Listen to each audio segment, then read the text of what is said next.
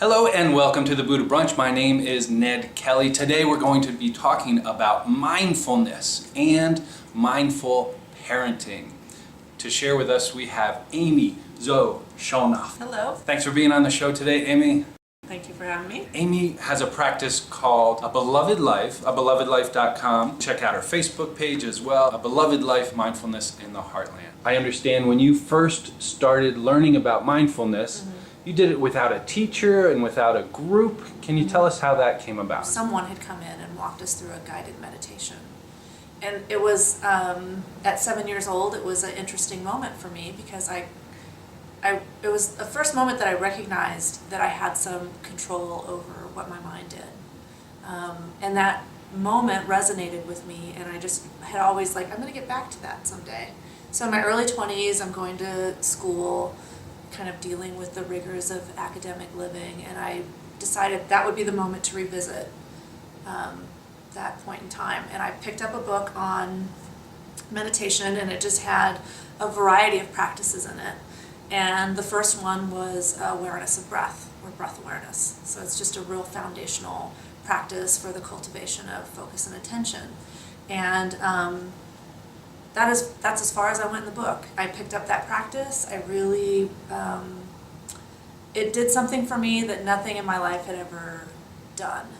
It provided some sort of anchoring, or it was a powerful practice for me, and it really worked.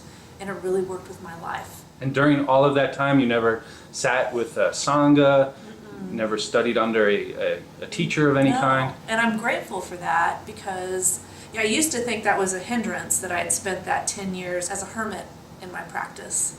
But without the study that accompanies a lot of times when we're learning mindfulness or Dharma studies, when that is void from the practice and you just have the practice, there's insights that come to you that have nothing to do with what you learn in a book.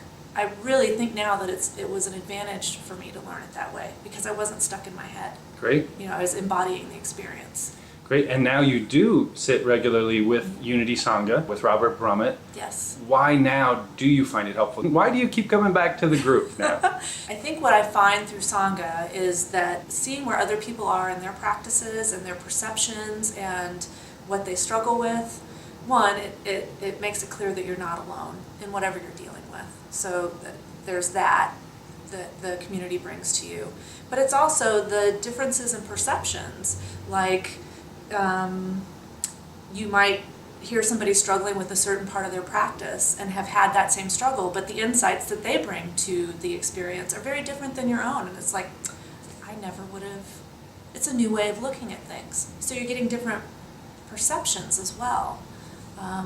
And that's what keeps me coming back, besides the fact that we sit with an excellent teacher. Amy, tell us, what is mindful parenting?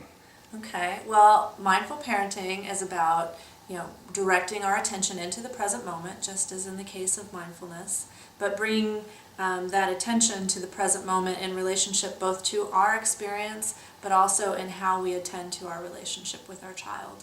And I would say for me, when I talk about mindful parenting, I'm really talking about three things. I'm talking about, one, our experience, our personal, internal experience and external experience.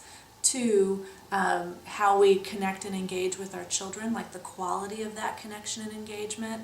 And then three, how we help our child frame their experience, both internal and external. And Amy, you have children of your own? I have a daughter who's almost 7 and a son who's 4. So it's really been through the messiness of the process and the suffering, quite frankly, of being a parent that I've recognized that mindfulness, when applied to the family, be it through, being a mom and relating my experience with my children to my practice, or assisting my children in their kind of evolution of consciousness, or whatever you want to call that, developing their ability to be mindful. It just provides a great opportunity for the practice to blossom, not only in yourself, but in the people you find yourself closest to. Do you meditate with your children? No, they're not old enough for that yet. And in fact, mindfulness for them is really about the cultivation of, right now, focusing on building their awareness of bodily sensation, emotion, and thinking. So it's not like a formal practice like you and I sitting in meditation. I think we'll eventually get to that, although my daughter's a bit resistant to that idea.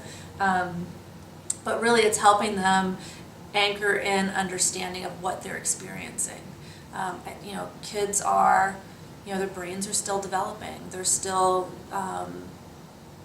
trying to navigate this world, with all of these feelings and learning how to deal with those. So really it's about helping them kind of tune into their experience and be able to work with it.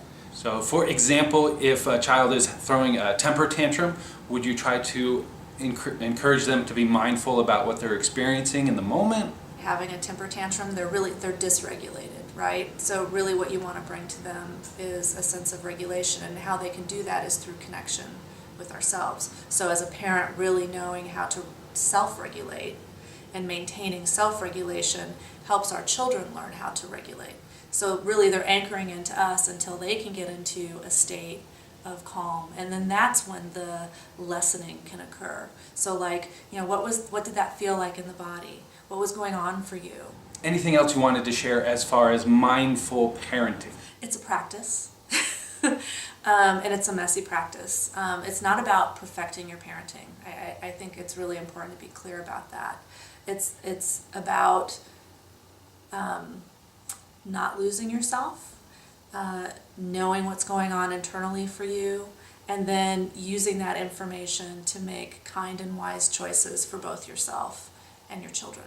What has that journey been like for you, from simply taking mindfulness as your own practice, taking it into something you decided, hey, I want to share this with others? Right.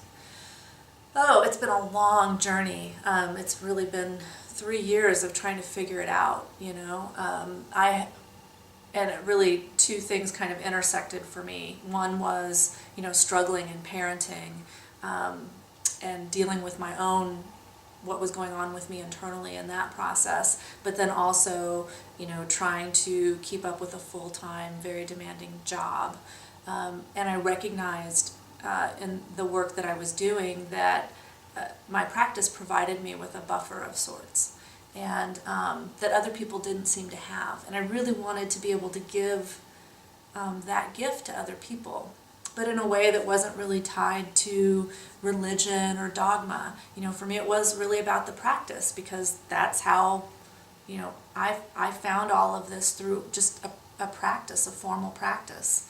And I wanted other people to have that experience, that much of the suffering that we experience in life is much ado about nothing, and that there are some skills we can build into our lives that can help ease the suffering. I mean, pain is inevitable, but to a certain degree, suffering is optional.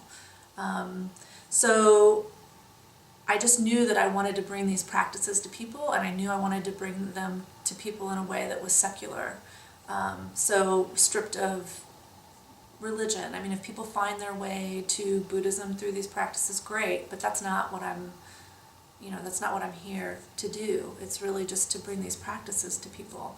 And that's when I found mindfulness-based stress reduction, the work of John Kabat-Zinn.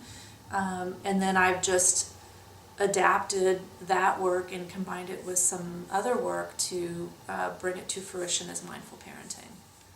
And now, closing thoughts. Anything else on your heart and on your mind? The only thing that, and I don't know where this came from or why, but when I was doing my meditation practice this morning, the line from the Jimi Hendrix song, "Are You Experienced?" Came into my mind, where he says, "Are you experienced? Have you ever been experienced?" And I really think that that's kind of the key of mindfulness, is, are you really experiencing your life? I mean, that's what mindfulness is really about, is fully experiencing every moment of your existence. And I think that that's, for whatever reason, that's what came to me today. That was the primary message, is, are you truly experiencing your life? Wow. That's a great song, too. It is. It's a fabulous song. So coming up, what do you have for us that people can learn and connect with you? I'll just start by saying you can go to my website to find this information as well, because I know how hard it is to take this in a video. But I have a intro to mindfulness class that's coming up. It's a 1-hour like introduction to mindfulness. That is going to happen next week, which is Wednesday, September 14th at Northland Behavioral Health and Wellness at 6:30 p.m. At the end of September, on Wednesdays, beginning September 28th, for 8 weeks, I'll be doing a mindful living class, once again at Northland Behavioral Health and Wellness, from 6:30 to 8:30 p.m. And then in January, I will do my first offering of mindful parenting. That will once again be on Wednesdays. Wednesdays seem to be a theme. Beginning January 25th, from 5:30 to 7:30 p.m. at the University of Missouri, Kansas City. Wonderful. So, Excellent. yes. Well, that was fantastic. Thanks. Thank you, Amy. Thanks so much for being on the show. Again, the website is abelovedlife.com, Facebook, A Beloved Life, Mindfulness in the Heartland. Check her out, all her upcoming stuff. If you have enjoyed this program, Buddha Brunch, you can subscribe on YouTube, the channel you're watching right now, Ned Kelly Video. You can like Buddha Brunch on Facebook, and if you want to co-create and make sure this sort of program and material continues to come forth, please support me on Patreon, patreon.com/Ned Kelly. Amy, Zoe, Schonhoff, thank you so much. It's been my pleasure. Thank you. Namaste.